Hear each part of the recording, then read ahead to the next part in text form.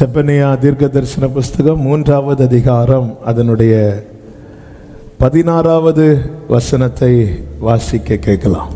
அந்நாளிலே எருசலேமை பார்த்து பயப்படாதே என்றும் சீயோனை பார்த்து உன் கைகளை தளர விடாதே என்றும் சொல்லப்படும். கைகளை உயர்த்தி ஹல்லேலூயா. எருசலேமை பார்த்து பயப்படாதே என்றும் சீயோனை பார்த்து, சீயோன் எருசலேம் எல்லாமே ஆண்டவர் விரும்பு தெரிந்தெடுத்த அனுபவத்தை ஸ்தலத்தை குறிக்கிறது. சீயோன், நீ தளராத.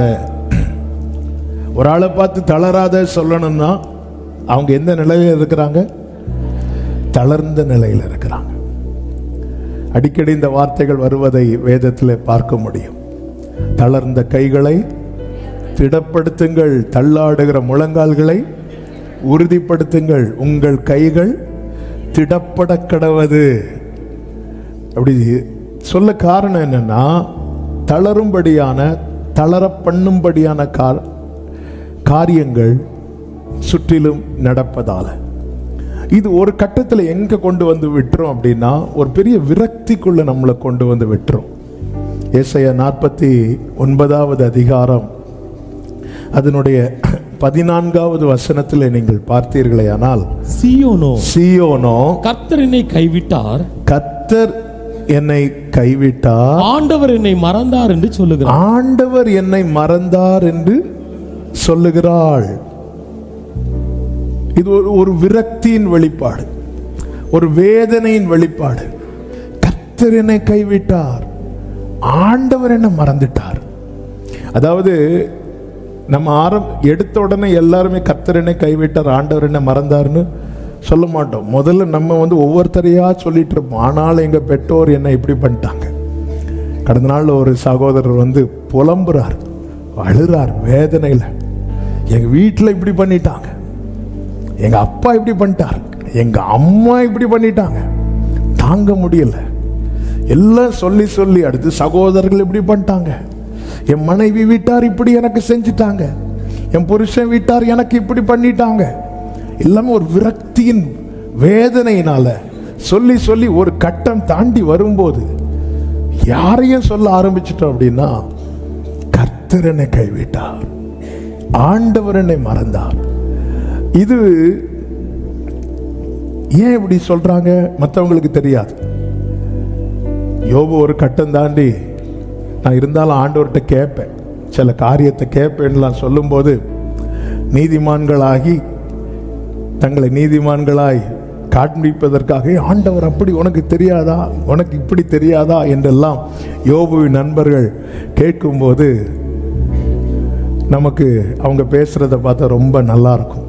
ஆனா ஆண்டவருக்கு வேதம் சொல்லுகிறது என்ன வந்துச்சா?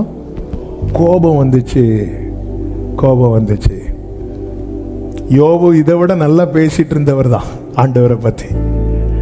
ஆனா அவன் பயணித்த பாதை ஒரு கட்டத்தில் எங்க கொண்டு வந்து விட்டுட்டுனா, ஆமென், அவ்வளவுதான், எல்லாம் போச்சு.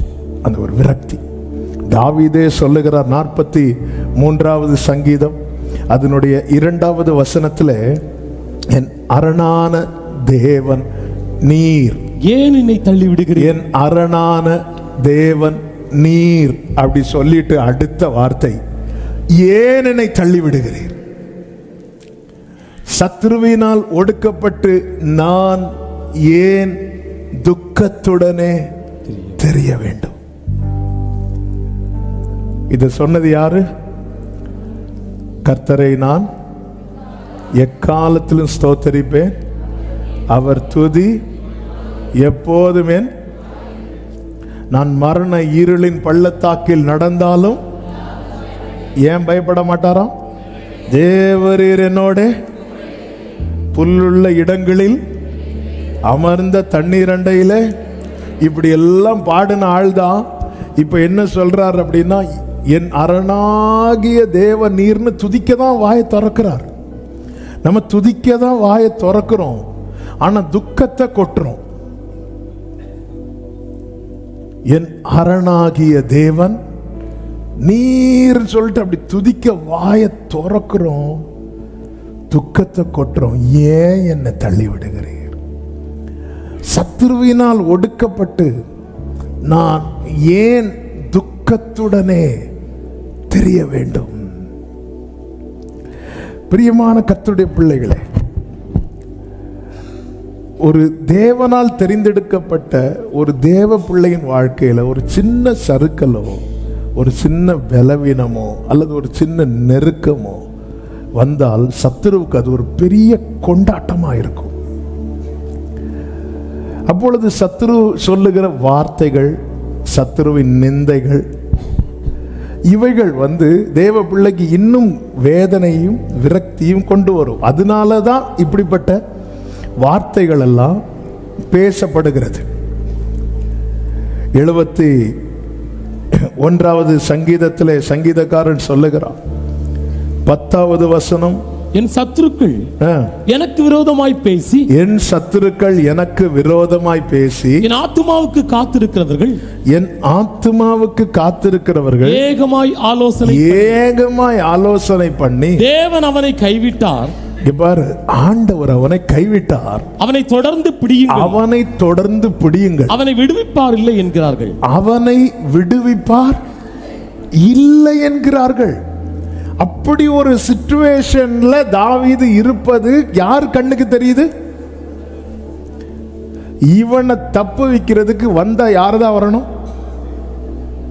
கர்த்தர் தான் வரணும். ஆனா அவன் இருக்கிற நிலைமையை பார்த்தா கர்த்தரும் கூட இருக்கிறது மாதிரி தெரியல.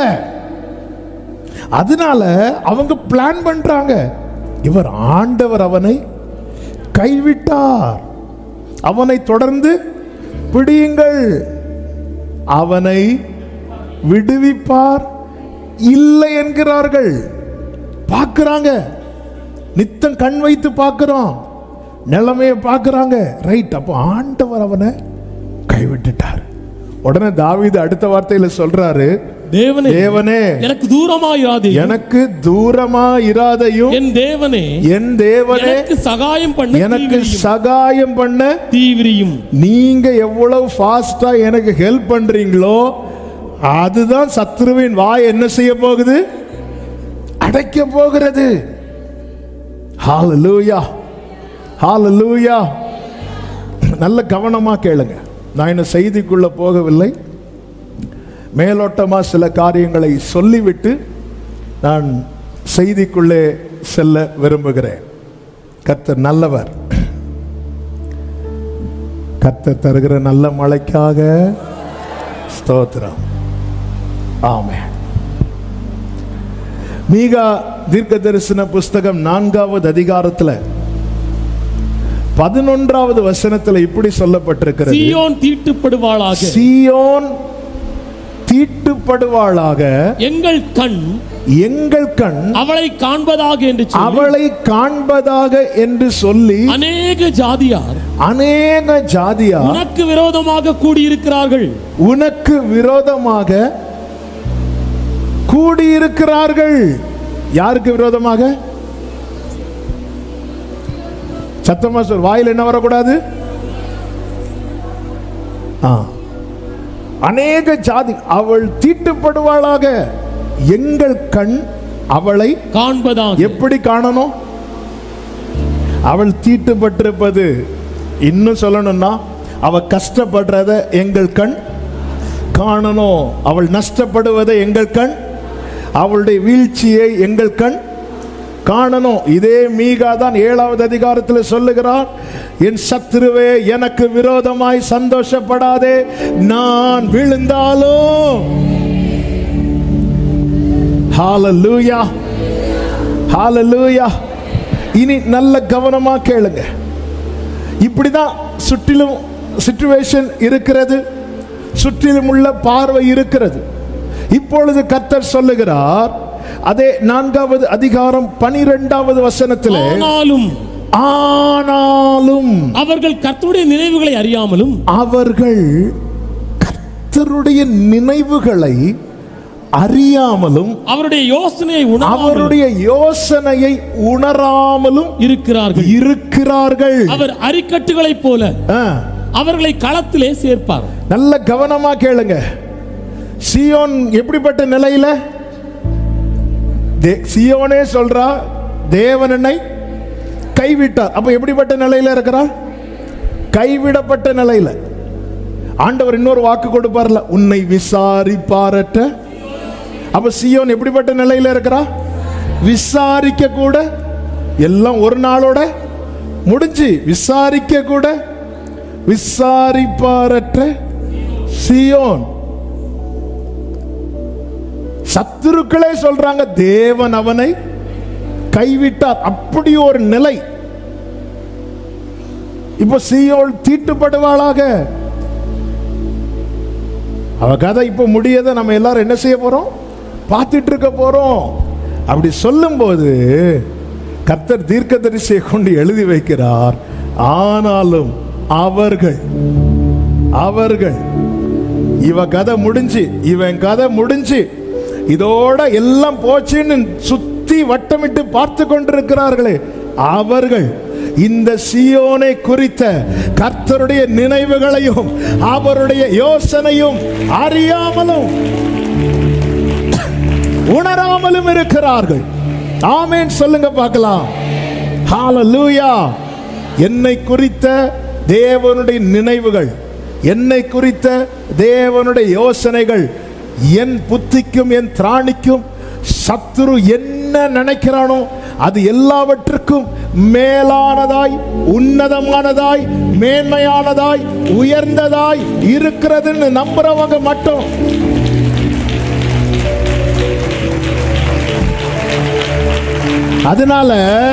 அதனால சீயோன் தீட்டுப்படுவாளாக என்று சீயோனின் நிலையை பார்த்து சத்துருக்கள் சொல்லும் போது, சீயோனை குறித்த தேவன் திட்டம் உடையவர், அதாவது திட்டத்தையும் யோசனையும் உடையவர் சீயோனை பார்த்து சொல்லுகிறார். என்ன சொல்றார்னா 10வது வசனத்துல, சீயோன் குமாரத்தியே, பிரசவ ஸ்திரீயை போல அம்பாயப்பட்டு வேதனைப்படு, நீ இப்போது நகரத்திலிருந்து புறப்பட்டு நீ வேதனைப்படு. இது வேதனை கொடுக்கக்கூடிய காரியம் தான் நடக்கிறது. அதனால நீ என்ன படு? ஆனா நீ எப்படி வேதனைப்படணுமா? நீ இப்போது நகரத்திலிருந்து புறப்பட்டு எப்படி வேதனைப்படணுமா? அம்பாயப்பட்டு பிரசவ ஸ்திரீயை போல. பிரசவ ஸ்திரீ எதுக்காக வேதனைப்படுவாங்க? நன்மைக்காக. தேவனால் தெரிந்தெடுக்கப்பட்ட சீயோனுக்கு ஒரு வேதனை வருதுன்னா அதை தாண்டி நம்புறவங்க மட்டும் தேவனால் தெரிந்தெடுக்கப்பட்ட சீயோனுக்கு ஒரு வலி வருதுன்னா அது நன்மைக்கான வலி, மகிமைக்கான வலி. ஹalleluya. ஆமென், ஆமென். அதனாலதான் ஆண்டவர் சொல்றாரு, உலகம் சொல்லும் நீ அழுன்னு. ஆண்டவர் சொல்ற நீ எப்படி அழணும் தெரியுமா? பிரசவ ஸ்திரீயை போல, பிரசவ ஸ்திரீயை போல. அப்போ நம்ம மனசுல என்ன இருக்கணும் தெரியுமா? இதுக்கு பின்னாடி ஒரு நன்மையை வச்சிருக்கிறார். எத்தனை பேர் வலியில வந்திருக்கிறீங்க? இன்னைக்கு உங்களுக்கு தருகிற ஒரே ரேமா இதான். இதுக்கு அடுத்து உள்ள செய்தி உங்க தலையில ஏறதோ இல்லையோ இல்லை. இது நன்மைக்கான வலி, இது மகிமைக்கான வலி. ஆமென், ஆமென் சொல்லுங்க பார்க்கலாம். தாவீதின் வேதனை பலன் இல்லாமல் போக மட்டும் அழுதான். இந்த வலி எதற்கான வலி தெரியுமா? ஒன்றும் குறையாமல் சகலத்தையும் திருப்பி கொள்வதற்கான வலி. யோபுவின் வேதனை எதற்கான வேதனை தெரியுமா? இழந்த எல்லாவற்றையும் இரண்டத்தனையாய் பெற்றுக்கொள்ளும்படியான வேதனை. யோசேப்பின் வேதனை எதற்கான வேதனை தெரியுமா? கொடுக்கப்பட்ட தரிசனம் நிறைவேறுவதற்கான வேதனை. சிலுவையில் இயேசுவின் வேதனை, இயேசுவின் வலி எதற்கான வலி தெரியுமா? மனுக்குலத்தின் ரட்சிப்புக்கான வலி. அப்படி என்றால் என் வலிக்கு பின்னாக ஒரு காரணம் இருக்கிறது, என் வேதனைக்கு பின்னாக ஒரு காரணம் இருக்கிறது. அவர்கள் கர்த்தருடைய நினைவுகளையும் அவருடைய யோசனைகளையும் அறியார்கள். ஆமென் சொல்லுங்க பார்க்கலாம். யோவான் 16வது அதிகாரம் 20வது வசனம். மெய்யாகவே மெய்யாகவே நான் உங்களுக்கு சொல்லுகிறேன், நீங்கள் அழுது புலம்புவீர்கள், உலகமோ சந்தோஷப்படும். நீங்கள் துக்கப்படுவீர்கள், ஆனாலும் உங்கள் எல்லாரும் சொல்லுங்க, ஆனாலும் ஆனாலும் உங்கள் துக்கம் சந்தோஷமாய் நீங்கள் அழுது புலம்புவீர்கள். உலகம் அப்ப எதை பார்த்துட்டு இருக்கு? எப்படா இந்த வீட்டில் ஒரு அழுக கேட்கும்? என்னடா ஃபுல்லா துதியாவே இருக்கு, எப்போ ஒரு புலம்பல் கேட்கும்? உலகம் வெயிட் பண்ணிட்டே இருக்கு. நீங்கள் அழுது புலம்புவீர்கள். இயேசுவை கழுதை மேல ஏற்றி கொண்டு வரும்போது ஜனங்கள் எல்லாம் புகழ்ந்தார்கள். அவ்வளவுதான், உலகம் அப்படி அது தாங்க முடியாம இருக்குது. இயேசுவை சிலுவையில் அடித்து இயேசு சிலுவையில் துடித்து கொண்டிருந்த போது அவங்க முகத்துல எல்லாம் என்ன சிரிப்பு, என்ன சிரிப்பு. 3 நாள் தான், 3 நாள் தான். ஹல்லேலூயா, ஹல்லேலூயா. ஆண்டவர் சொல்ற, மெய்யாகவே மெய்யாகவே நான் உங்களுக்கு சொல்லுகிறேன், நீங்கள் அழுது புலம்புவீர்கள். ஆண்டவர் இந்த சத்தியத்தை சொல்றதுக்கு ஆண்டவர் இத்தனை மெய்ய போட்டீங்க. மெய்யாகவே மெய்யாகவே. ஆண்டவர் இங்க என்ன சொல்ல வர்றாரு தெரியுமா? நீ அழுவேன்னு சொல்ல வரல, நீ எதுக்காக அழுதியோ அந்த துக்கம். ஹல்லேலூயா, ஹல்லேலூயா, ஆமென் சொல்லுங்க பார்க்கலாம். சொல்லிவிட்டு அடுத்து சொல்றாரு 21வது வசனம். ஸ்திரீயானவளுக்கு பிரசவ காலம் வந்திருக்கும் போது அவள் துக்கம் அடைகிறாள். பிள்ளை பெற்றவுடனே ஒரு மனுஷன் உலகத்தில் பிறந்தான் என்கிற இங்கேயும் ஆண்டவர் பிரசவத்தை தான் கொண்டு வரார். ஒரு ரட்சிக்கப்பட்ட தேவ பிள்ளை வாழ்க்கையில தேவன் அனுமதிக்கிற ஒரு வலி இருக்குன்னா அது ஒன்று நன்மைக்கான வலி, வலி இல்லைன்னா மகிமைக்கான வலி. கடந்த வாரத்தில் கொஞ்சம் நான் பலவீனப்பட்டேன். இந்த வார்த்தை தான் ஆண்டவர் இங்கே ஃப்ரைடே பேசும்படிக்கு ஆண்டவர் ஃப்ரைடே பேசணும். நீங்கள் என்னை பலப்படுத்தி நிறுத்துவீங்க என்பது அடையாளம் எனக்கு வேர்டு வேணும், ரேமா வேணும். ஆண்டவர் ரேமா கொடுத்துட்டார். ஆமே, அப்போவே நினச்சிட்டேன் இந்த ஃப்ரைடே எப்படியும் கர்த்தர் பேச வச்சிருவார் அப்படின்னு. ஆண்டவர் தான் செய்தி. தெரிந்தெடுக்கப்பட்ட தேவ பிள்ளை வாழ்க்கையில் தேவன் ஒரு வலி அனுமதிக்கிறார்னா ஒன்று நன்மைக்கான வலி, இல்லைன்னா மகிமைக்கான வலி. அதனாலதான் பவுல் சொல்லுகிறார், இக்காலத்து பாடுகள் இனி வெளிப்பட போகும் மகிமைக்கு. வலி ஜாஸ்தியா இருக்குன்னா நன்மை வெயிட்டா வரப்போகுதுன்னு அர்த்தம். ராபா கமா மா சேலே ரே ரீமா மாமா. ஹல்லேலூயா, ஹல்லேலூயா. தீயையும் தண்ணீரையும் கடந்து வந்தோம், செழிப்பான இடத்திலே எங்களை கொண்டு வந்து விட்டீர். வேற எங்கேயுமே விட மாட்டார். அக்கினியில் நடந்து வந்தோம், சேதம் ஒன்றும் இல்லை.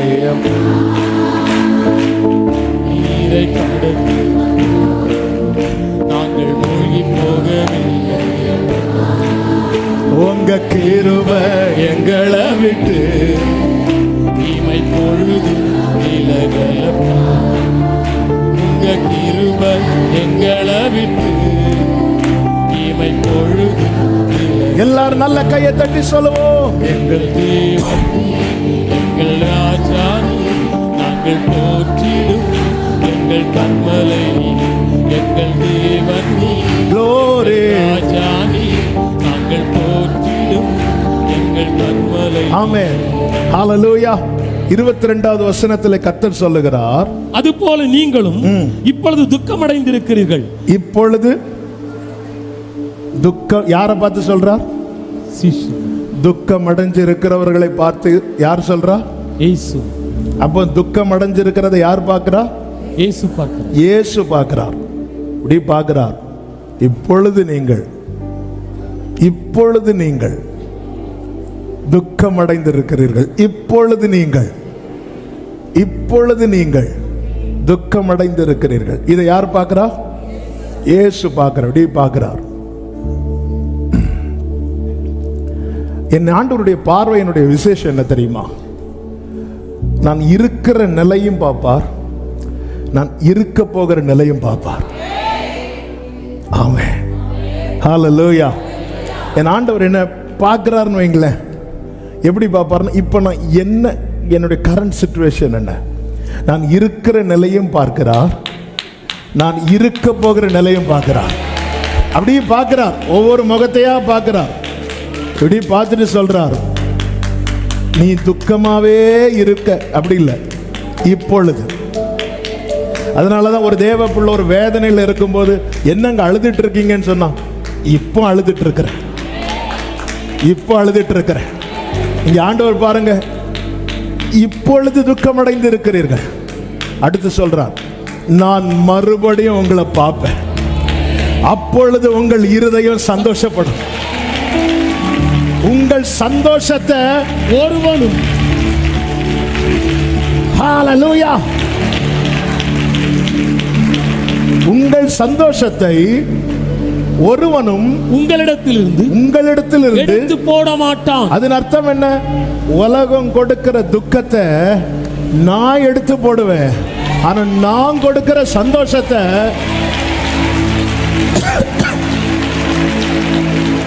ஆமென் சொல்லுங்க பார்க்கலாம். ஏங்க நீங்க இவ்வளவு கஷ்டப்படுறீங்க அப்படி யாராவது கேட்டா என்ன சொல்லணும்? இப்ப கஷ்டப்படுறேன்.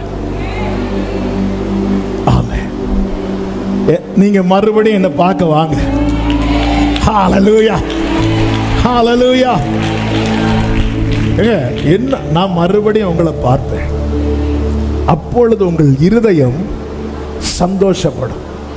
இந்த வார்த்தையை நான் வாசிக்கும் போது நான் ஆண்டவர்கிட்ட சொன்னதுதான், நீங்க பார்த்தாதான் நான் சந்தோஷப்படுவேன். ஹல்லேலூயா. ஆமாம், அவருடைய ஒரு பார்வை, அவருடைய பார்வையில் நம்ம இப்ப இருக்கிற நிலையும் பார்க்கிறார், நம்ம இருக்க போகிற நிலையும் பார்க்கிறார். ஹல்லேலூயா. சில காரியத்தை நினைச்சு நீங்க அழுதுட்டு இருக்கும் போது வந்து சொல்லுவாங்க, இன்னும் அழுகையை நிறுத்தலையா? அப்படி கேட்டா சொல்லுங்க, இப்போ அழுதுட்டு இருக்கிறேன். ஆமென். இந்த துக்கத்தை யார் எடுத்து போடுவா? கர்த்தர் எடுத்து போடுவா. கைகளை உயர்த்தி சொல்லுங்க, கைகளை உயர்த்தி சொல்லுங்க, இப்பொழுது நான் துக்கமா இருக்கிறேன், இப்பொழுது நான் வேதனையில் இருக்கிறேன், இப்பொழுது நான் அழுதுட்டு இருக்கிறேன், என் இயேசு இதை மாற்றுவார். ஆமென் சொல்லுங்க பார்க்கலாம். நேரம் வேகமாய் பறக்கிறது. சீயோன், தேவன் நம்மை விரும்பி தெரிந்தெடுத்திருக்கிறார். நம்முடைய வாழ்க்கையில் தேவன் அனுமதிக்கிற வலியை அல்லது வேதனையை பார்த்து சத்துரு நிறைய சொல்றான். விசாரிப்பாரற்றவள், தேவன் அவனை கைவிட்டார், சீயோன் தீட்டுப்படுவாளாக. அவன் வாழ்க்கை எப்படி போகுதுன்னு நம்முடைய கண்கள் பார்க்கட்டும், அவன் முடிவை பார்க்கட்டும், அவன் அழிவை பார்க்கட்டும், அவன் அழிவை பார்க்கட்டும். ஆண்டவர் ஆண்டவர்னு போனாலே, ஏசு ஏசுன்னு சொல்லிட்டு ஓடினாலே, பார்க்கலாம் எங்க போய் முடியுதுன்னு. ஆண்டவர் சொல்லுகிறார், ஆனால் அவங்களுக்கு என் நினைவு தெரியாது, என்னுடைய யோசனை அவங்களுக்கு புரியாது. சீயோனே, நீ தெரிந்து கொள், உன் வாழ்க்கையில் ஒரு வேதனை வருதுன்னா அது பிரசவஸ்தியை போல, இதுக்கு பின்னாக உனக்கு ஒரு நன்மையை கர்த்தர் வைத்திருக்கிறார். நாம் அறிந்து கொள்ள வேண்டிய 3 முக்கியமான சத்தியத்தை நான் இந்த நாளிலே, கடந்த நாளில் ஆவியானவர் பேசி பலப்படுத்தினதை சொல்லி நான் செபிக்க விரும்புகிறேன். முதலாவது, நல்ல தெரிந்த வசனங்கள் தான், ஆனால் இதை நாம் மனதிலே ஆழமாக எழுத வேண்டும். டைரியில் எழுதுறீங்க, ரொம்ப சந்தோஷம். நீங்கள் எந்த அளவுக்கு டைரியில் எழுதுறீங்களோ அதை விட பல முறை மனதில் ஆழமாக எழுதினால் நம்முடைய வாழ்க்கையில் அந்த நம்பிக்கை அற்று போகாதபடிக்கு காக்கப்படும். 1 132 சங்கீதம் 13வது வசனம். கர்த்தர் சீயோனை தெரிந்து கொண்டு அது தமக்கு வாசஸ்தலமாகும்படி விரும்பினார். கர்த்தர் சீயோனை தெரிந்து கொண்டு அது தமக்கு வாசஸ்தலமாகும்படி விரும்பினார். 78வது சங்கீதம் 68வது வசனம். யூதா கோத்திரத்தையும் தமக்கு பிரியமான சீயோன் பர்வதத்தையும் தெரிந்து the கொண்டார். Mount Zion which he loved. என்ன முதல்ல மனசுல எழுதி வச்சிருக்கணும்னா, தேவன் என்ன எப்படியோ தெரிந்தெடுக்கவில்லை, எதுக்கோ தெரிந்தெடுக்கவில்லை, ஏனோ தெரிந்தெடுக்கவில்லை, என்னை ரொம்ப விரும்பிதான் என்னை தேவன் தெரிந்தெடுத்திருக்கிறார். ஆமென். இத மனசுல நீங்க ஆழமா எழுதணும். தேவன் என்னை, இப்போ வலது கையை உயர்த்தி இந்த வார்த்தையை சத்தமா சொல்ல போறோம். நான் கம்பல் பண்ணல, விரும்புறவங்க சொன்னா போதும். அப்படியே கைகளை தேவன் என்னை மிகவும் விரும்பி தெரிந்தெடுத்திருக்கிறார். ஹல்லேலூயா. மிகவும் விரும்பி. எங்க விரும்பி வாங்கின ஒரு பொருளை நம்ம ஈஸியா வெளியே தூக்கி போட மாட்டோம். நம் பொருள் அல்ல, நம் கிரயத்துக்கு கொள்ளப்பட்டவர்கள். அப்ப நம்முடைய வாழ்க்கையில ஒவ்வொன்றையும் தேவன் பார்த்து பார்த்து தான் செய்வார்.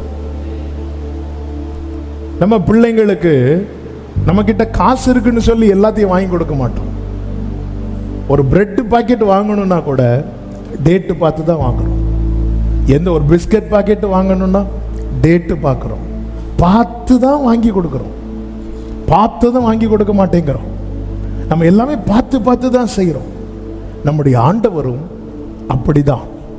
நம்முடைய வாழ்க்கையில் எதை செய்ய வேண்டும், என்ன செய்ய வேண்டும், எப்படி செய்ய வேண்டும், எதை அனுமதிக்க வேண்டும், இது எல்லாமே அவர் திட்டம் பண்ணி, அவர் தீர்மானித்து, அவர் பார்த்து செய்கிறார். நல்ல கவனிங்க. அவர் நம்மை வணைவார், ஆனால் நமக்கு வளைந்து தர மாட்டார். வளைஞ்சு தந்து நம்மளை தூக்கினார். பயங்கரமான குழியில் இருந்தேன் தாவீது சொல்லுகிறார். கர்த்தருக்காக நான் பொறுமையோடு காத்திருந்தேன், அவர் என்னிடமாய் சாய்ந்து. அப்ப நான் எங்க இருந்தேன்? பயங்கரமான குழியில் இருந்தேன். அவர் என்னிடமாய் சாய்ந்து. ஆழமான கிடங்கிலிருந்து புலம்பல் மூண்டிலே எடுக்க வேண்டாம். நான் கூப்பிட்டேன், அவர் என்னை அணுகி. நாம் அவருடைய பிள்ளைகள் அற்ற நிலையிலே காணாமல் போன ஆடுகளைப் போல வழி தப்பி கத்தினோம், கதறினோம். அப்பொழுது அவர் இறங்கி நம்மிடமாய் நம்ம இருக்கிற நிலையில வந்துட்டார். பயங்கரமான குழியிலிருந்து, சேற்றிலிருந்து ஒருவன் தூக்கணும்னு அந்த சேற்றுக்குள்ள கையை போடணும். ரெடி ஆயிட்டார் ஆண்டவர், ரெடி ஆயிட்டார், ரெடி ஆயிட்டார். அதனாலதான் உங்களை ஜெனிப்பித்த கண்மலை என்று பைபிள்ல சொல்லப்பட்டிருக்கிறது. ஜெனிப்பித்த கண்மலை. கர்த்தருக்கு மகிமை உண்டாவதாக. ரெடி ஆயிட்டார், தூக்கி எடுத்து பிள்ளையாக்கிட்டார். பிள்ளையாக்குனதுக்கு அப்புறம் அந்த இளையகுமாரனை பார்த்தீங்களா, பன்றிகள் மேய்க்கிற இடத்துல போயிருக்கிறான். தகப்பன் அங்க இருக்கல, தகப்பன் அங்க இருக்கல. அப்பா இருக்கணும்னு நீ அப்பா கூட இருக்கணும். அந்த இடத்துல தகப்பன் வரவில்லை.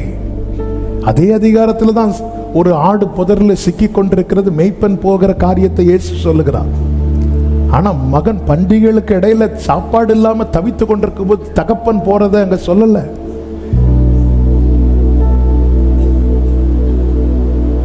அவர் ஒரு திட்டம் வைத்திருக்கிறார். நம்ம பிரச்சனை என்னன்னா, நம்ம திட்டத்துக்குள்ள அவரை கொண்டு வர பார்க்கிறோம். அது சாத்தியமாகாது. தேவன் ஒரு திட்டம் வைத்து இஸ்ரவேலரை நடத்தி கொண்டிருக்கிறார். ஏன்? இவர்கள் என்னுடைய ஜனங்கள், என் ஜனமாய் இருக்கும்படிக்கு, நீங்கள் என்னுடையவர்களாய் இருக்கும்படிக்கு. தேவன் ஒரு ஆளை என்னுடையவன் என்னுடையவன் சொல்லிட்டார்னாலே புரிஞ்சுக்கோங்க, அவங்க மேல இருக்கிற தேவ திட்டம் என்பது சத்துருவுக்கு தெரியல, நமக்கும் தான் தெரியல, நமக்கும் தான் தெரியல. அதனாலதான் ஆண்டவர் சொல்றார், உனக்கு வலிக்குது, நீ கத்துற, ஆனா நீ நம்பிக்கை இழந்தவன போல கத்தாத. ஆமென். இந்த வலியை நீ எப்படி நினைக்கணும் தெரியுமா? இது நன்மைக்கான வலி, இது மகிமைக்கான வலி. அதனாலதான் கர்த்தருக்கு மகிமை உண்டாவதாக ஒரு வசனத்தில் இருக்கு, நான் இக்கட்டு நாளில் இளைப்பாறுதல் அடைவேன் அப்படின்னு இருக்கு. ஒரு தேவ பிள்ளைக்கு அப்படிதான் எல்லா வலி. ஒரு மரணத்தை குறித்து பைபிள் என்ன சொல்லப்பட்டிருக்கிறது? நாம் நம்பிக்கையற்ற மற்றவர்களை போல இருக்கக்கூடாது. அழுறோம், துக்கப்படுறோம்.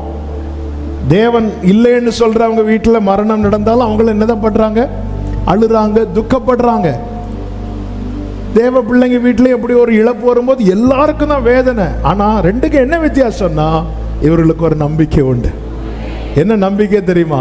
மறுகரையில் மன்னன் மாளிகையில் அழகாய் திரள் திரளாய் வெண்ணாடை அணிந்தோர் கூட்டத்தோடு மகிமையின் நாளது. இந்த நம்பிக்கைங்க. அதனாலதான் நீ பிரசவ வேதனையை போல, பிரசவ வேதனைப்படுகிற ஸ்திரீயை போல ஒரு தேவ பிள்ளையில், ஆண்டவரே இப்படி ஒரு வேதனையை வாழ்க்கையில் அனுமதிச்சிருக்கிறீங்க, அந்த வலியில நான் கத்துறேன், ஆனாலும் நான் நம்பிக்கை இழந்து கத்தல். ஆண்டவரே இதுக்கு பின்னாக ஒரு பெரிய நன்மையை நீங்க வச்சிருக்கீங்க, நம்பிதான்ப்பா நான் கத்திட்டு இருக்கிறேன்.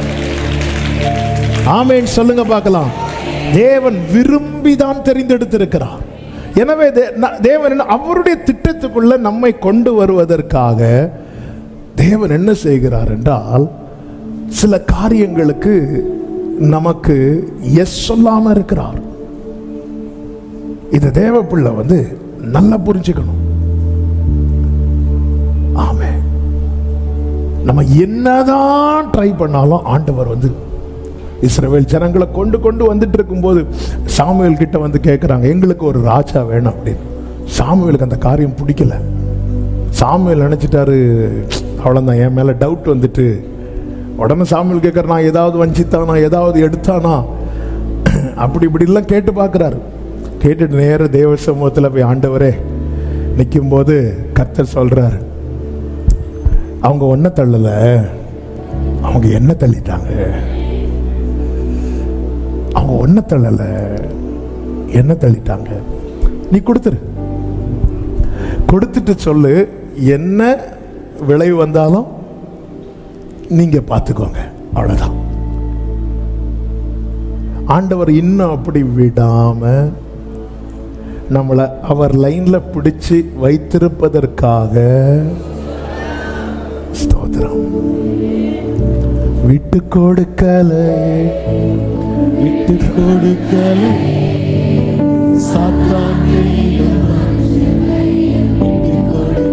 யோனா சமூகத்தை விட்டு விலகி ஓடணும் என்பதற்காக தர்ஷீசை நோக்கி பயணித்தான். பர்பஸா சமூகத்தை விட்டு விலகினான். ஆதாமும் ஏவாளும் பர்பஸா சமூகத்தை விட்டு விலகல, அவங்க விழுந்துட்டாங்க, விலகினாங்க. ஆனா யோனா அப்படி இல்லை. பர்பஸா விலகினதுக்கு அப்புறமும் அவனை எங்க கொக்கி போடணுமோ கொக்கி போடுறார். ஆனா ஒண்ணு புரிஞ்சுக்கோங்க, நம்ம நேர போயிட்டு இருக்கும் போது நாம நமக்குன்னு ஒரு ட்ராக்ல போயிட்டு திருப்பி வருவோம் தெரியுமா? அந்த ப்ராசஸ் ரொம்ப பெயின்ஃபுல்லா இருக்கும், வலி கூடுனதா இருக்கும். அது சகிச்சுதான் ஆகணும். ஏன்னா அவ்வளோ பெரிய திட்டம் வைத்து, அவ்வளோ பெரிய நேசத்தை நம்ம மேல வைத்து ஆண்டவர் என்ன சொல்லுகிறார்? நீ என் பார்வைக்கு அருமையானபடியால் கனம் பெற்றாய், நானும் உன்னை சிநேகித்தேன், ஆதலால் உனக்கு பதிலாக நான் என்ன கொடுப்பேன்?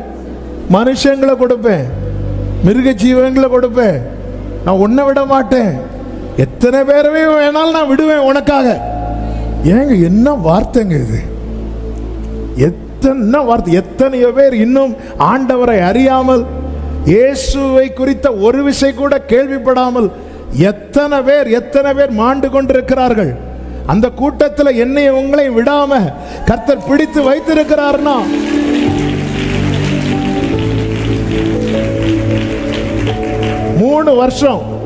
மூணு வருஷம் திராட்சை தோட்டத்தில் ஒரு அத்தி மரம் வைக்கப்படுகிறது. எஜமான் வாராரு, அவர் எதிர்பார்த்தது இல்லை. வெட்டி போடு அப்படின்னு சொல்லும் போது தோட்டக்காரன், கண்காணிப்பாளர், பராமரிக்கிறவர் சொல்றார், இந்த ஒரு வருஷம் இருக்கட்டும், நான் அதை சுற்றி கொத்தி எரு போடுவேன். ஒரு வாட்டி 19 ஆண்டி பேசிகிட்டு இருக்கிறாங்க. ஃபோனில் நாங்கள் பேசிகிட்டு இருக்கும்போது அவங்க சொல்லும்போது இன்னொரு வார்த்தை சொல்கிறேன். கத்திரிக்கு சித்தமானால் அடுத்த ஃப்ரைடே 19 ஆண்டி நம்ம ஃபாஸ்டிங் ப்ரேயரில் வருவாங்க. எல்லாரும் வரும்படி உங்களை அன்புடன் கேட்டுக்கொள்ளுகிறேன். பேசும்போது இந்த டாபிக் பேசிகிட்டு இருக்கும்போது அவங்க ஒரு வார்த்தை சொன்னாங்க. அதான் தம்பி, ஆண்டவர் தர டைமில் நம்ம அவர் எதிர்பார்க்குறத கொடுக்கலன்னு வச்சுக்கோயேன், அடுத்து ஒரு ப்ராசஸ்க்குள்ளே நம்மளை கொண்டு போவார். அது பார்த்தி அதில் அந்த சுற்றி எரு போட்டு இந்த உரெல்லாம் போட்டால் என்ன ஸ்மெல் வரும்?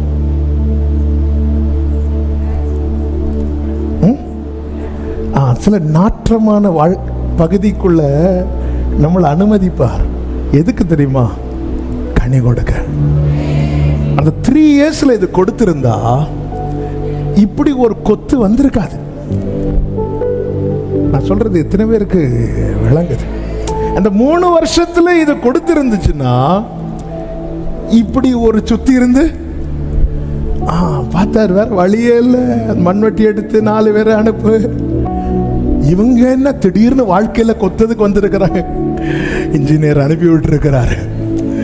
நம்ம நினைப்போம், ஆண்டவரே யாரோ ஏவி விட்டாங்க. ஏவி விடல, உட்கார அதுல ஒழுங்காணி கனி கொடுத்திருந்தா. ஹல்லேலூயா, ஆமென் சொல்லுங்க பார்க்கலாம். ஹல்லேலூயா, நல்ல கவனமா கேளுங்க. ஹல்லேலூயா, விரும்பி தெரிந்தெடுத்திருக்கிறார், நம்ம விருப்பப்படி விட மாட்டார். ஆமென். சில பார்க்குறாங்க, மழைக்கு முன் நல்லா போயிட்டு இருந்து, மழை வந்ததோ விரும்பி தெரிந்தெடுத்திருக்கிறதுனால, எழுதி வச்சுக்கோங்க, என்னை அவர் விரும்பி தெரிந்தெடுத்ததினால் என் விருப்பப்படி விடவில்லை.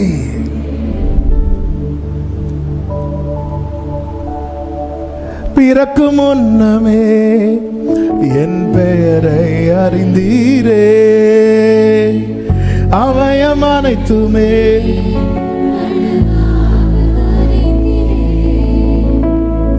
பிறக்கும் முன்னமே என் பெயரை அறிந்தீரே,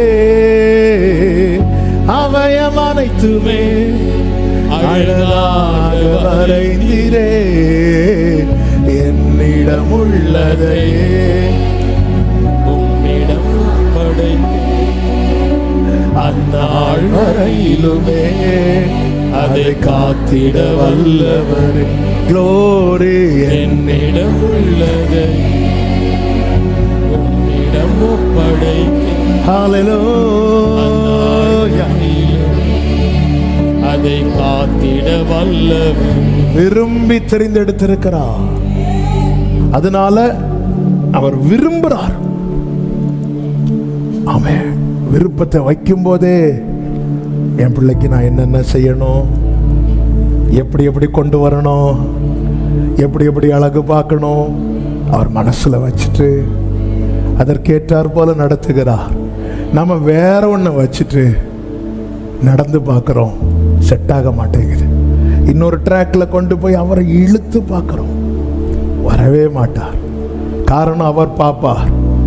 இப்போ நான் ஒரு திட்டத்தை வச்சுட்டு, ஆண்டவரை எனக்கு இது நிறைவேற்றி தாங்கன்னு கேட்குறேன். ஆண்டவர் உடனே என்ன செய்வார் தெரியுமா? அவர் வைத்த திட்டத்தையும் நான் வச்ச திட்டத்தையும் பார்ப்பார். பார்க்கும்போது கண்டிப்பாக இதுதான் டாப்பாக இருக்கும். ஹல்லேலூயா, அதுதான் நமக்கு அது தெரியாததுனால நாம பிடிச்ச முயலுக்கு தான் அப்படின்னு சொல்லிட்டு இருக்கிறோம். கண்டிப்பா அதனால தான் ஆண்டவர் சொல்றார், தி பெஸ்ட். ஆமென். பாருங்க, சாலமோன்ட்ட கேட்கிறார், நீ விரும்புகிறத என்கிட்ட கேள். அப்படி கேட்கும்போது, ஆண்டவரே ஞானத்தை கொடுங்க அப்படின்னு கேட்கிறார். ஆண்டவர் கேட்டதையும் கொடுத்தார், கேளாததையும் கொடுத்தார். அப்போ என்ன இவனுக்கு கொடுக்கணும்னு ஆல்ரெடி ஆண்டவர் என்ன பண்ணிட்டார்? செட் பண்ணிட்டார். நம்முடைய ஜெபத்தில் சில காரியங்கள் என்ன ஆகும் அப்படின்னா, அவருடைய சித்தத்துக்கு ஒத்திருக்கும். உடனே அந்த காரியங்கள் எல்லாம் நமக்கு என்ன ஆகும்? நடக்கும். நடந்தது நாம் என்ன நினைப்போம் தெரியுமா? அப்போ என் ஜெபத்தை கேட்டுட்டா உடனே நம்ம இன்னும் நிறைய கூட வைப்போம், அதுக்கு ஜெபத்துக்கு பதில் வராது. ஏங்க நீங்க சொல்லுங்க, நம்முடைய வாழ்க்கையில கேட்டு வாங்கினது ஜாஸ்தியா கேட்காம கிடைச்சது நிறையவா? அதன் அர்த்தம் நம்ம கேட்டது ஒண்ணுமே சரியில்லைன்னு அர்த்தம். யோவான்ல என்ன சொல்லப்பட்டிருக்கு? நிருபம் எழுதும் போது சித்தத்தின்படி 1 யோவான் 5வது அதிகாரம் எடுத்தீங்களா? 5:14 நாம் எதை கேட்டாலும் அவர் நமக்கு செவி கொடுக்கிறார் என்று நாம் அறிந்திருந்தோமானால், 14 இருந்து நாம் எதையாகிலும் அவருடைய சித்தத்தின்படி கேட்டால் அவர் நமக்கு செவி கொடுக்கிறார் என்பதே அவரை பற்றி நாம் கொண்டிருக்கிற தைரியம். கவனிச்சீங்களா? சித்தத்தின்படி கேட்ட கர்த்தர் என்ன செய்வாரா? செவி கொடுப்பார். சொல்லு சொல்லு சொல்லு சொல்லு. சித்தத்துக்கு மாறா கேட்டா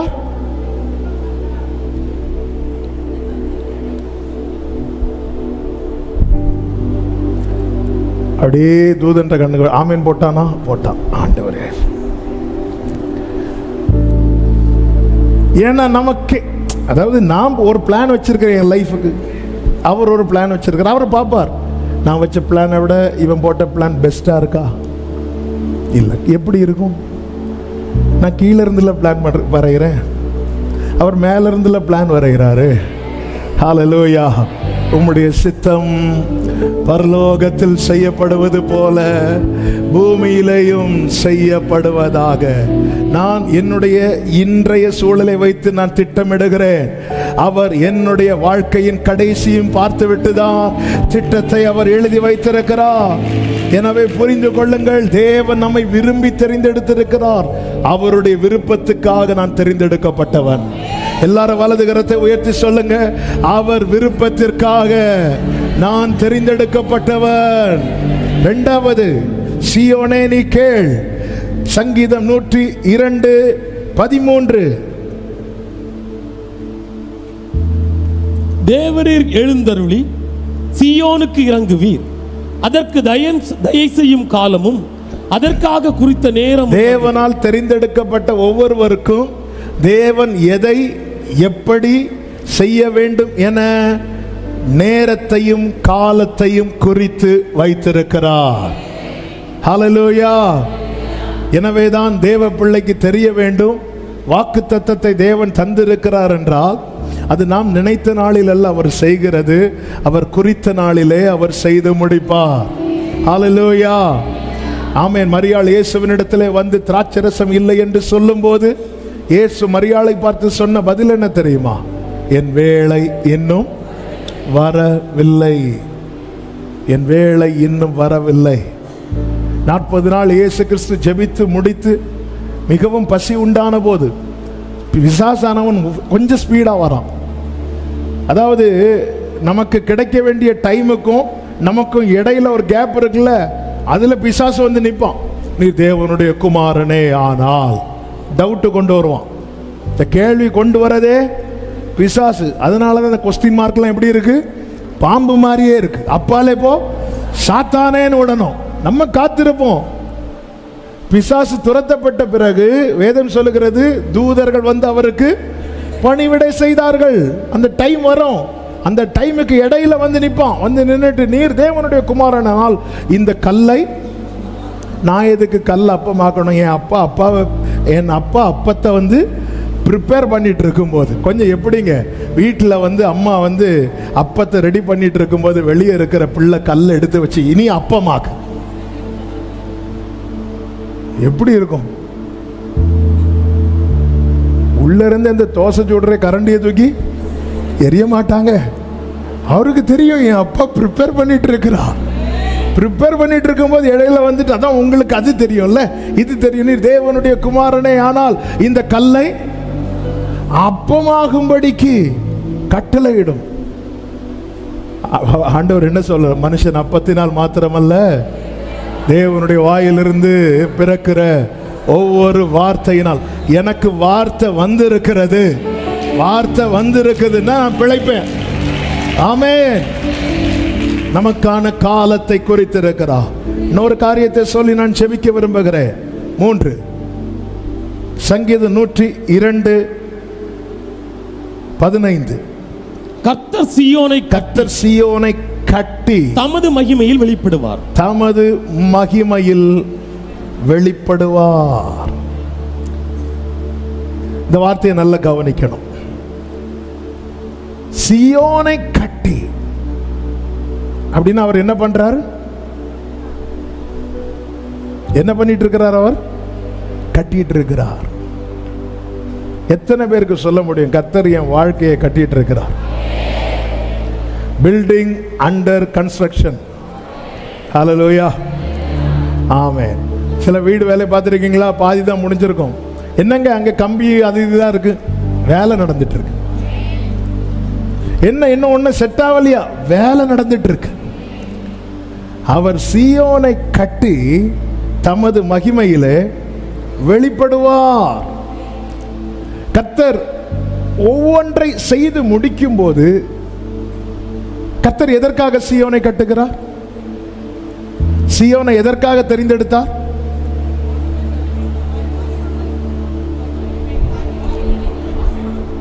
அவர் வாசம் பண்ணுவதற்கு. அப்ப கர்த்தர் சீயோனை எதுக்கு கட்டுறார்? அவருக்குன்னு கட்டுறார். கர்த்தர் சீயோனை தெரிந்தெடுத்தது எதற்காக? அவர் வாசம் பண்ணுவதற்கு. கர்த்தர் சீயோனை எதற்கு கட்டி எழுப்புறார்? அவர் வாசம் பண்ண கட்டி எழுப்புகிறார். இதற்காக கர்த்தர் என்ன குறித்திருக்கிறார்? டைமை குறித்திருக்கிறார். இதற்காக கர்த்தர் என்ன குறித்திருக்கிறார்? நாளை குறித்திருக்கிறார். எத்தனை பேர் நம்புறீங்க என் வாழ்க்கையை கர்த்தர் கட்டி எழுப்பி கொண்டிருக்கிறார்?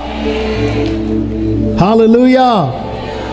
கர்த்தர் சீயோனை கட்டி முடிக்கும் போது சீயோனிலிருந்து என்ன வெளிப்படும் தெரியுமா? ஏசாயா 2:3 சொல்லப்பட்டிருக்கிறது, சீயோனிலிருந்து வேதமும் எருசலேமிலிருந்து கர்த்தருடைய வசனமும் வெளிப்படும். தேவனால் ஒருவன் கட்டி எழுப்பப்படுகிறான் என்றால் அவனிடத்திலிருந்து அவருடைய வசனம், அவருடைய வார்த்தை வெளிப்படும். ஹல்லேலூயா. பேதுருவின் படகுல இயேசுவின் கால் பட்டது, அவ்வளவுதான். கர்த்தர் சீயோனை கட்டி தமது மகிமையில் வெளிப்படுகிறவர். பேதுருவின் படகு அவர் கண்ட்ரோல்ல போச்சு. அதிலிருந்து வெளிப்பட்டது ஃபுல்லாவே என்ன அப்படின்னா கர்த்தருடைய வார்த்தை. ஜனங்கள் எல்லாம் சுத்தி இருந்து அதை கேட்கிறாங்க. அத்தனை பேரும் கேட்கிறாங்க. அந்த படகு எப்படிப்பட்ட படகு? பெருமையான படகு, தோல்வியை கண்ட படகு. இரவு முழுவதும் பிரயாசப்பட்டு ஒண்ணுமே கிடைக்கல. அந்த படகு இப்பொழுது யார் கண்ட்ரோல்ல போகுது அப்படின்னா இயேசுவின் கண்ட்ரோல்ல. எப்படி போகுது? இயேசுவின் பார்வை அதன் மேல படுகிறது. இயேசு பேதுருவை கேட்டுக்கொண்டு உட்கார்ந்தார் என்று லூக்கா 5வது அதிகாரம் 2-3 வசனங்களிலே நாம் அதை பார்க்கிறோம். கர்த்தருக்கு மாத்திரம் மகிமை உண்டாவதாக. அந்த படகிலே உட்கார்ந்து ஜனங்களுக்கு போதகம் பண்ணினார். 4வது வசனம், அவர் போதகம் பண்ணி முடித்த பின்பு. ஹல்லேலூயா. இப்பொழுது இந்த சீமோன் போட்ல இருந்து என்ன வருது தெரியுமா? வசனம். வசனம். சீயோனிலிருந்து வேதம் வெளிப்படும். பிரியமான கர்த்தருடைய பிள்ளைகளே, நம்முடைய வாழ்க்கை வசனம் தங்குகிற வாழ்க்கையா இருக்கிறதா? நம்முடைய வாழ்க்கையில வசனம் தங்குதா? நம்முடைய கூடாரத்தில் வசனம் தங்குதா? இல்ல சத்துரு வந்து பொறுக்கி கொண்டு போகிறானா? சில விதைகள் வழி அருகே விதைக்கப்பட்டதா, உடனே பறவை வந்து என்ன ஆயிட்டான்? கொத்திட்டு போகுது. இன்னைக்கு எவ்வளவு கேட்டாலும் எனக்குள்ள வசனம் நிக்க மாட்டேங்குது. ஏன் நிக்க மாட்டேங்குது? நாம் தேவனால் கட்டி எழுப்பப்படுகிறோமா? கட்டி எழுப்பப்படுகிறோமா? சீயோனிலிருந்து வசனம் வெளிப்படும். என் வாழ்க்கை, என்னுடைய செயல்கள், என்னுடைய பார்வை, என்னுடைய வார்த்தை, என்னுடைய கிரியை அவங்க பார்க்கணும். இது வசனம் இல்ல, இது வசனம் இல்ல. மோசே கையில 2 கற்பலகை நிறைய என்ன எழுதிட்டு வராரு? வசனம் எழுதிட்டு வராரு. ஆனா அது யார் பேசின வார்த்தை? இதுல யார் பேசின வார்த்தை இருக்கிறது? ஆனா கர்த்தர் மோசையோடு பேசினார் என்பதை மோசே எப்படி அறிந்து கொண்டான்? ஜனங்கள் எப்படி அறிந்து கொண்டார்கள்? கற்பலையில் இருக்கிற வார்த்தையை பார்த்தா மோசையின் முகம் பிரகாசித்ததை பார்த்தா. நமக்குள்ள வசனம் இருக்கிறது என்பதை நம்ம டைரியை பார்த்தல்ல, நம்முடைய வாழ்க்கையை பார்த்து ஜனங்கள் அறிந்து கொள்ள வேண்டும். ஆமென் சொல்லுங்க பார்க்கலாம். சீயோனில் இருந்து வேதம் வெளிப்படும். ஆண்டவர் என்னை கட்டி எழுப்புங்க ஆண்டவரே. ஆமென். என்னப்பா இன்னும் ஒன்றும் நடக்கல? சிலர் அநேகருக்கு ஊழியத்துக்குன்னு வந்துட்டீங்க, இன்னும் ஒன்றும் வாய்க்கல. சொல்லுங்க, கர்த்தர் கட்டி கொண்டிருக்கிறார், கர்த்தர் கட்டி எழுப்பி கொண்டிருக்கிறார். ஆமென் சொல்லுங்க பார்க்கலாம்.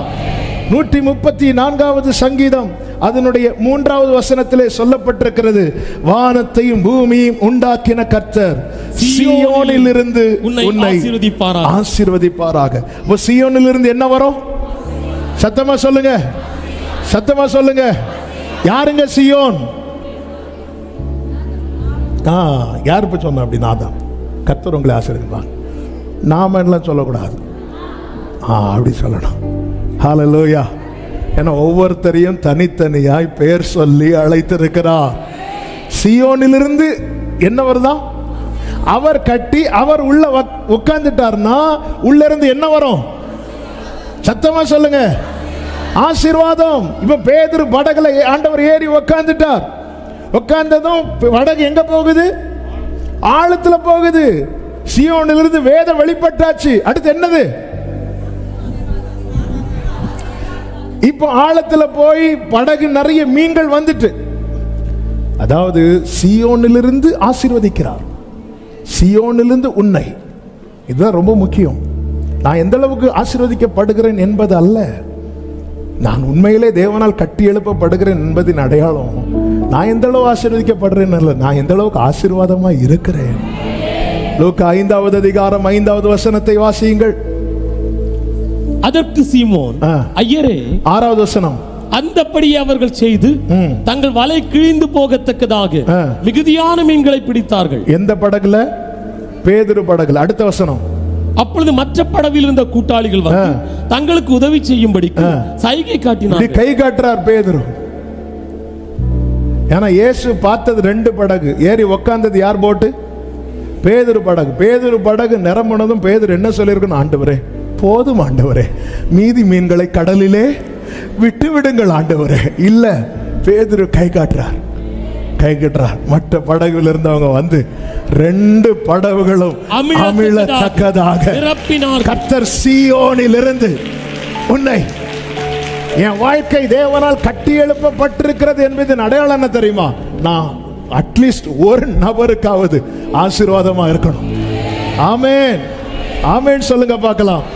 ஆபிரகாம் அபிமெலேக்குக்கு ஆசீர்வாதமா இருந்தான். ஹல்லேலூயா.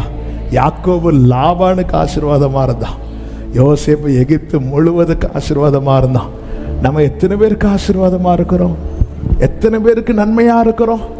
இல்லைன்னா நாம இன்னும் கட்டி எழுப்பப்படலை.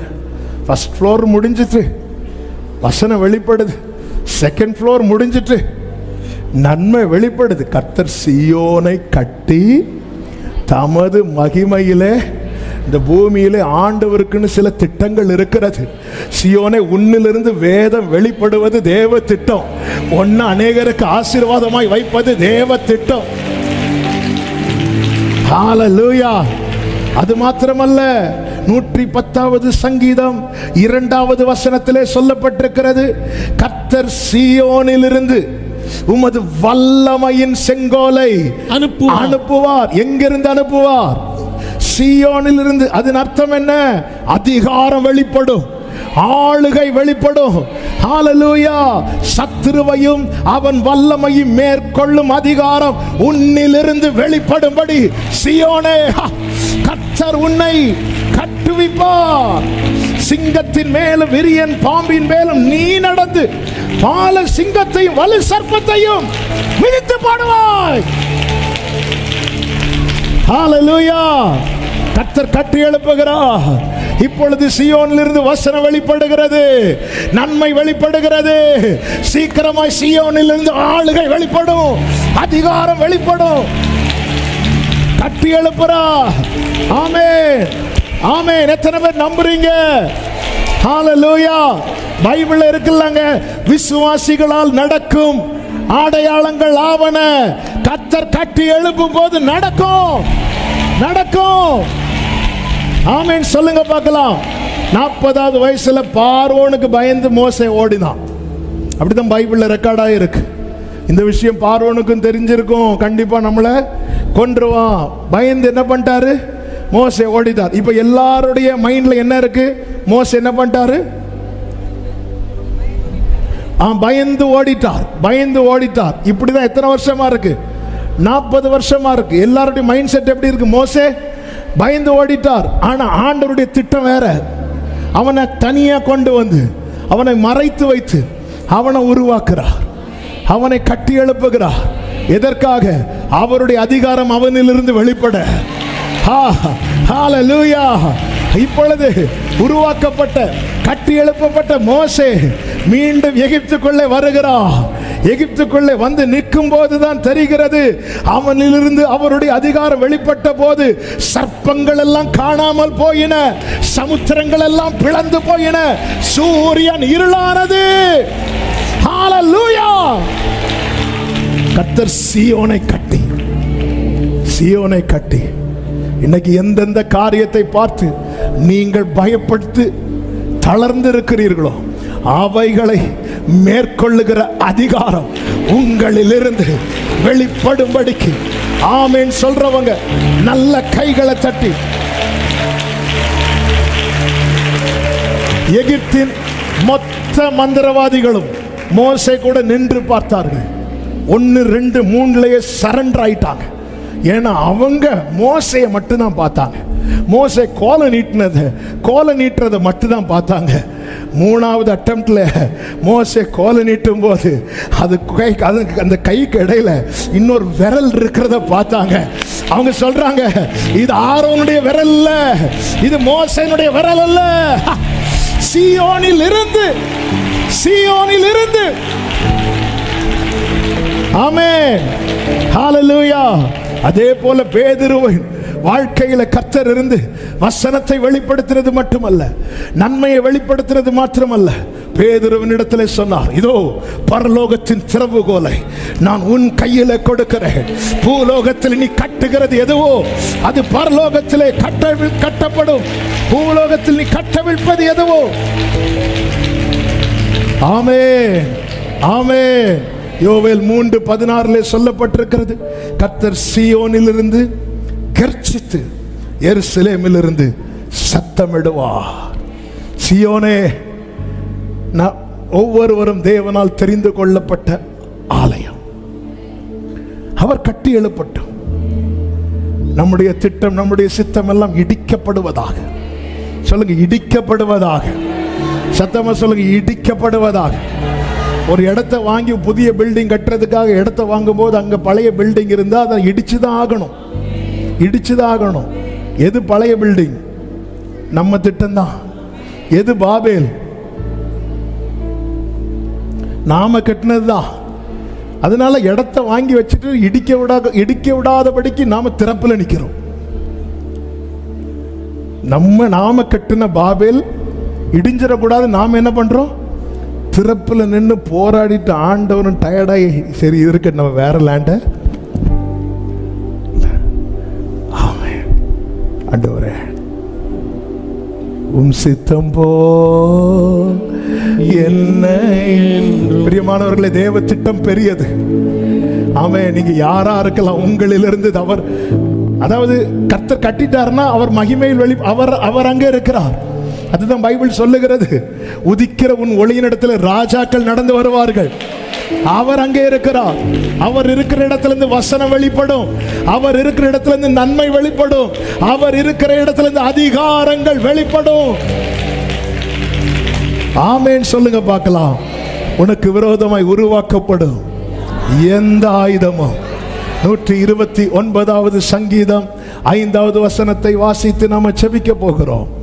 சீயோனை பகைக்கிற அனைவரும் வெட்கி பின்னிட்டு திரும்ப கடவர்கள். ஆமென் சொல்லுங்க பார்க்கலாம். ஆமா, ஏன் இப்படி சொல்லப்பட்டது? ஏன்னா தேவன் சீயோனை தமக்கென்று எப்படி தெரிந்தெடுத்திருக்கிறார்? சொல்லுங்க சத்தமா, விரும்பி தெரிந்தெடுத்திருக்கிறார். ஆமென் சொல்லுங்க பார்க்கலாம்.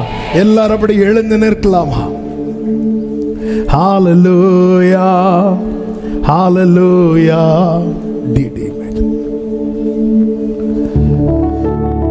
ரே மாமா லாரமா C minor D D minor. மீதிடப்பட்ட மண்ணென்மே உம்மகத்தான சித்தம் வைத்தி. புடமிடப்பட்ட பாடுங்க.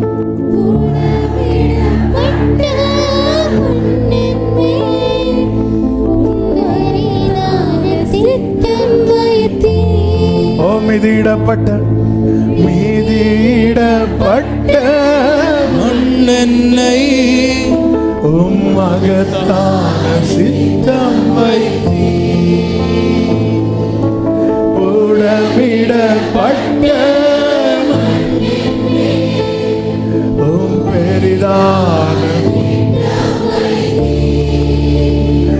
எனக்கு நம்பிக்கை உண்டு. என்னை நீர் உருவாக்குவி. என்னை உருவாக்குவீங்கப்பா. எனக்கு நம்பிக்கை உண்டு உந்தன் கரத்தில் என்னை நீர் உருவாக்குவி. இந்த பாடலை அர்ப்பணிப்போடு பாடி நம்ம ஜெபித்து முடிக்க போகிறோம். அதற்கு முன்பதாக வலது கரத்தை உயர்த்தி இடது கரத்தை இருதயத்தில் வைத்து ஒரு 2 நிமிஷம் கர்த்தர் சீயோனை கட்டி, இது தெரியாம நம்ம கர்த்தர் என்னை கைவிட்டார், ஆண்டவர் என்னை மறந்தார், இல்ல இல்ல. ஆண்டவர் சொல்ற, நான் எப்படி மறப்பேன்? கர்த்தர் என்னை கைவிட்டார், ஆண்டவர் மறந்தார்னு சொல்லும் போது கர்த்தர் தீர்க்கதரிசியை கொண்டு பேசுறார். ஸ்திரீ ஆனவள் தன் கற்பத்தின் பிள்ளைக்கு இறங்காமல் தன் பாலகனை மறப்பாளோ? அவர்கள் மறந்தாலும் நான் உன்னை மறப்பது இல்லை. இதோ என் உள்ளங்கைகளில் உன்னை வரைந்திருக்கிறேன். உன் மதில்கள் எப்போதும் என் முன் இருக்கிறது. உன் குமாரர் தீவிரித்து வருவார்கள். உன்னை நிர்மூலமாக்கினவர்களும் உன்னை பாழாக்கினவர்களும் உன்னை விட்டு புறப்பட்டு போவார்கள்.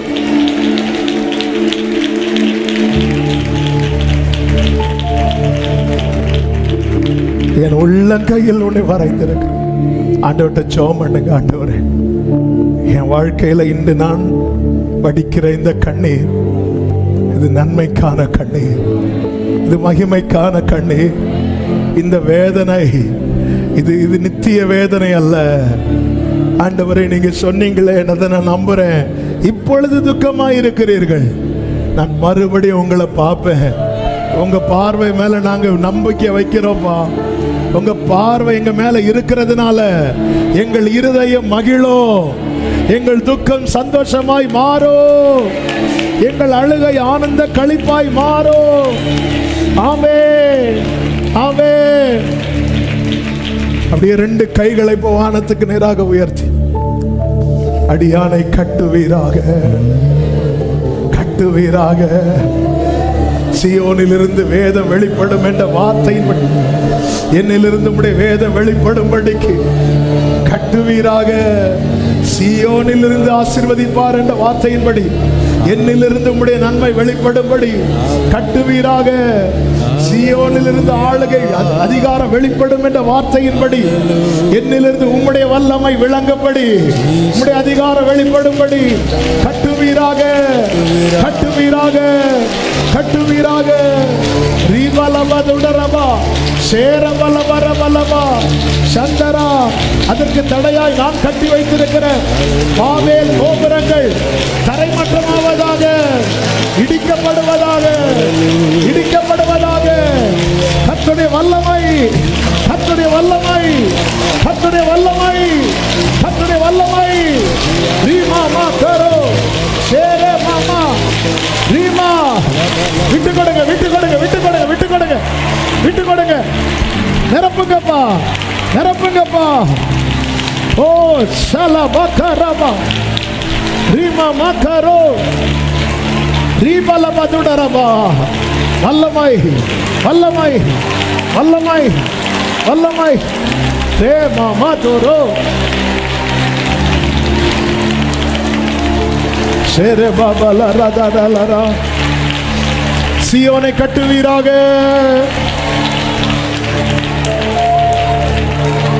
நீங்க கட்டி எழுப்புங்க ஆண்டவரே. ஆமென். ஹல்லேலூயா, ஹல்லேலூயா. சொல்லுங்க, எனக்கு நம்பிக்கை உண்டு, உந்தன் கரத்தில் என்னை நீர் உருவாக்குவீர். எனக்கு நம்பிக்கை உண்டு, உந்தன் கரத்தில் என்னை நீர் உருவாக்குவீர்.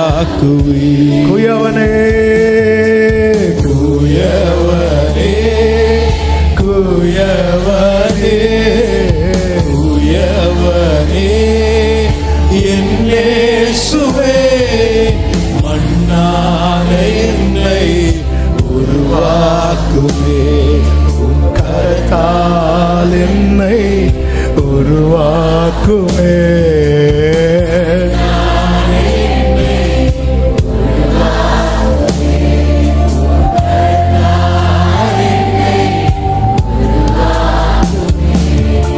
வழியிலே கிடந்த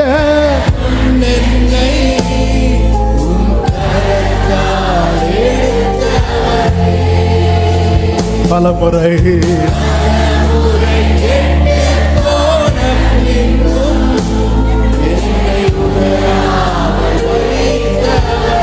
கைகளை உயர்த்தி, எனக்கு நம்பிக்கை, எனக்கு நம்பிக்கை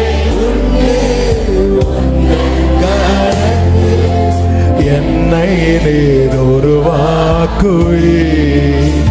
எனக்கு நம்பிக்கை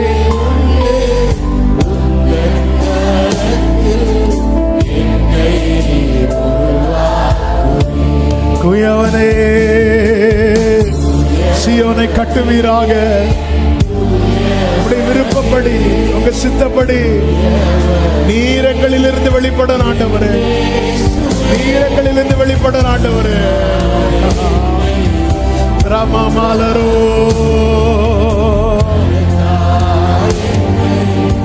உருவாக்குவே, உருவாக்குவே,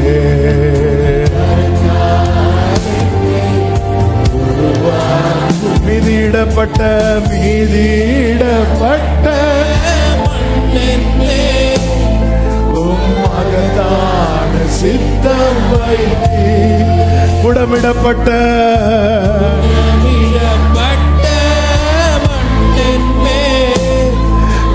பெரிதான ஒரு விஷயம் கூட சொல்லுங்க, மிதியிடப்பட்ட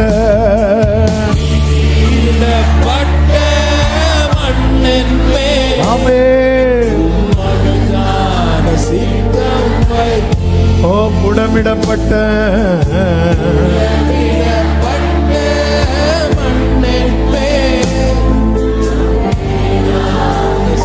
நம்பிக்கை. ரெண்டு கைகளை உயர்த்தி கண்களை எடுத்து, எனக்கு நம்பிக்கை என்னை நீர் உருவாக்குவீர். எனக்கு நம்பிக்கை உண்டு, உந்தன் கரத்தில் என்னை நீர் உருவாக்குவீர். குயவனே, குயவனே,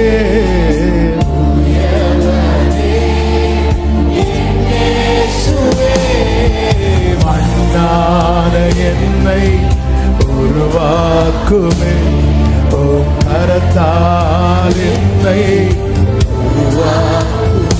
ஆமென்.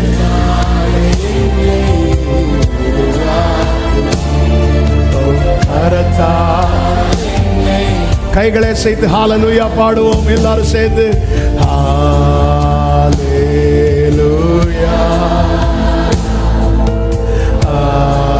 ஹalleluya, ஹalleluya.